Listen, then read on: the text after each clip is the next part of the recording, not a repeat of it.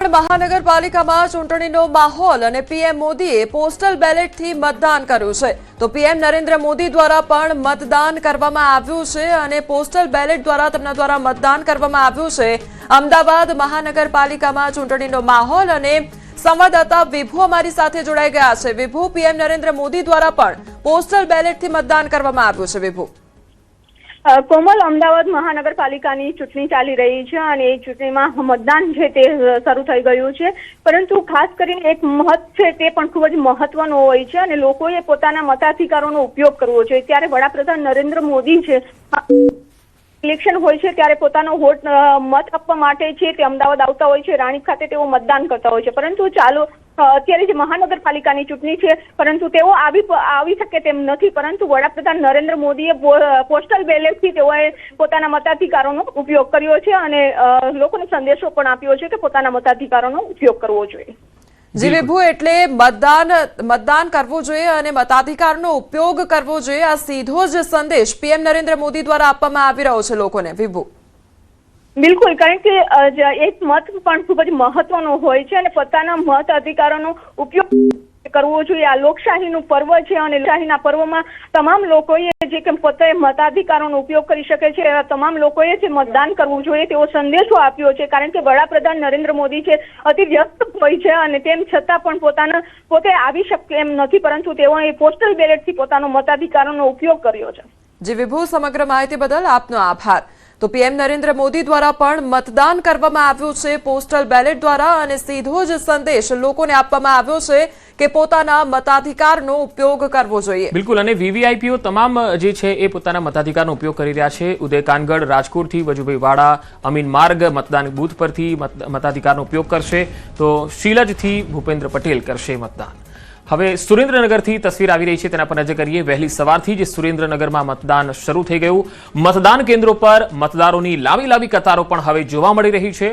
ગરમીની આગાહી તો હતી જ, પરંતુ મતદારો સવારમાં કતારમાં લાગ્યા છે, કારણ કે બપોરમાં મતદાન ઓછું પણ થઈ શકે, એટલે મતદારો જાગૃતિથી જ સવારથી જ આવી રહ્યા છે, જેથી બપોરમાં ગરમીથી બચી શકાય। મતદારોમાં બેવડો ઉત્સાહ છે। લોકશાહીના પર્વની ઉજવણી થઈ રહી છે। મનપાની 49, જિલ્લા પંચાયતની 32 અને તાલુકા પંચાયતની 173 બેઠકો પર હાલમાં મતદાન થઈ રહ્યું છે।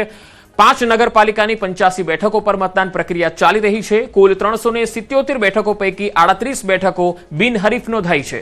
339 બેઠકો માટે 1329 મતદાન મથકો પર મતદાન પ્રક્રિયા થઈ રહી છે। 3081 પોલીસકર્મી અને હોમગાર્ડ જવાનો મતદાન મથકો પર તૈનાત કરવામાં આવ્યા છે।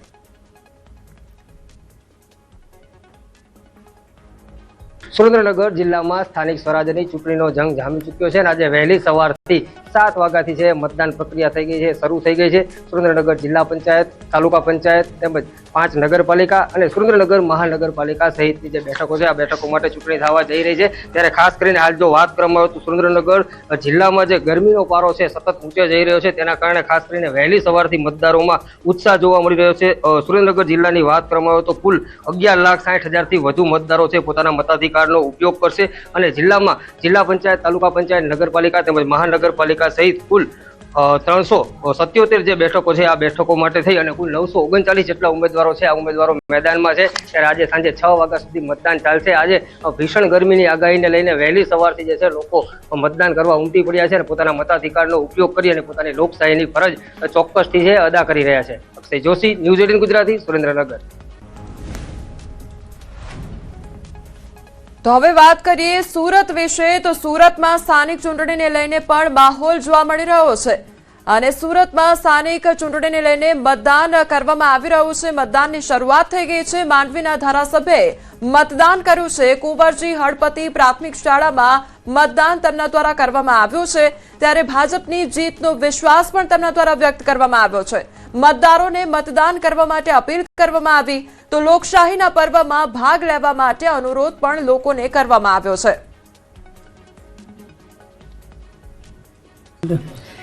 મતદાન માટે લોકોને હું નમ્ર અપીલ કરું છું કે આજે વહેલી સવારે તમે ધૂમધૂમથી તાકમાં મતદાન કરવું એના કરતાં વહેલી સવારે જઈને મતદાન કરી આવું। પક્ષો જે અમારા મેદાનમાં આવ્યા છે, પણ મેદાનમાં જ્યારે ભારતીય જનતા પાર્ટીનો કાર્યકર ઉતરે છે ને ત્યારે કોઈ પણ પક્ષ અમારા મેદાનની સામે ટકતો નથી. તેમ આ વખતે ચોક્કસ ખાતરી આપું છું કે અમારી સામે કોઈ પક્ષ ટકવાનો નથી, પછી એ કેજરીવાલ હોય કે રાહુલ ગાંધીની કોંગ્રેસ પાર્ટી હોય. હવે વાત રાજકોટની. રાજકોટમાં ધારાસભ્ય દર્શિતાબેન શાહે મતદાન કર્યું. રૂડા કચેરી નજીક આવેલા મતદાન કેન્દ્ર પર મતદાન કરવા પહોંચ્યા. મતદાન બાદ ન્યૂઝ 18 સાથેની વાતચીતમાં તેમણે જણાવ્યું હતું કે લોકો વધુમાં વધુ મતદાન કરે એ જરૂરી છે. રાજકોટના વિકાસમાં અડચણ આવે એવું તેમને નથી લાગતું. સ્થાનિક સ્વરાજની ચૂંટણી શરૂ થઈ ગઈ છે. રાજકોટ મહાનગરપાલિકાની ચૂંટણી છે, જેમાં 18 વોર્ડ માટે 72 જે બેઠકો માટે ચૂંટણી લડાઈ રહી છે. ત્યારે ધારાસભ્ય દર્શિતાબેન છે. બેન, આપે મતદાન કર્યું, પરિવાર સાથે મતદાન કર્યું, શું કહેશો? મતદાન એ આપણો રાષ્ટ્રીય ધર્મ, આપણી પવિત્ર ફરજ અને આપણો પવિત્ર હક છે. મતદાન એ ભારતના વિકાસને વેગ આપવા માટે દરેક લોકોએ મતદાન કરવું જરૂરી છે અને સમગ્ર રાજકોટવાસીઓ 100% મતદાનના સંકલ્પ સાથે આજે ખૂબ મોટી સંખ્યામાં મતદાન કરે એવી આપના માધ્યમથી હું સર્વેને અપીલ કરું છું. બેન, દર વખતની ચૂંટણી કરતાં આ વખતની ચૂંટણી અલગ શું છે? ચૂંટણી દર વખતે એ જ રીતે હોય છે અને દર વખતની જેમ આ વખતે પણ ખૂબ મોટી સંખ્યામાં રાજકોટવાસીઓ, ભલે ગમે એટલી ગરમી હોય, ગમે એટલા અડચણો આવે, પણ રાજકોટવાસીઓ આ વખતે કૃત નિશ્ચયી છે કે રાજકોટના વિકાસ માટે, ગુજરાતના વિકાસ માટે અને ભારતના વિકાસ માટે અમે સૌ સાથે મળીને ખૂબ જંગી માત્રામાં 100% મતદાનના સંકલ્પ સાથે મતદાન કરીશું. બેન, આ વખતે અનેક જે છે વિવાદો સામે આવ્યા, એમની અસર મતદાન ઉપર થશે આપને લાગે? દરેક લોકો જાણે છે કે વિકાસ જરૂરી છે અને વિકાસ માટે થઈને આવા કોઈ અડચણ નડતા નથી અને આ બધાને પાર કરીને તમામ રાજકોટવાસીઓ આજે મતદાન કરવા ઉમટી પડશે. આ હતા ડૉક્ટર જે દર્શિતાબેન શાહ. તેમને પરિવાર સાથે મતદાન કર્યું છે અને આજે જે છે એ મોટા પ્રમાણમાં મતદાન થશે. વધુમાં વધુ લોકો મતદાન કરી અને પોતાની પવિત્ર ફરજ નિભાવશે તેવું પણ તેમણે કહ્યું. હાર્દિક જોશી.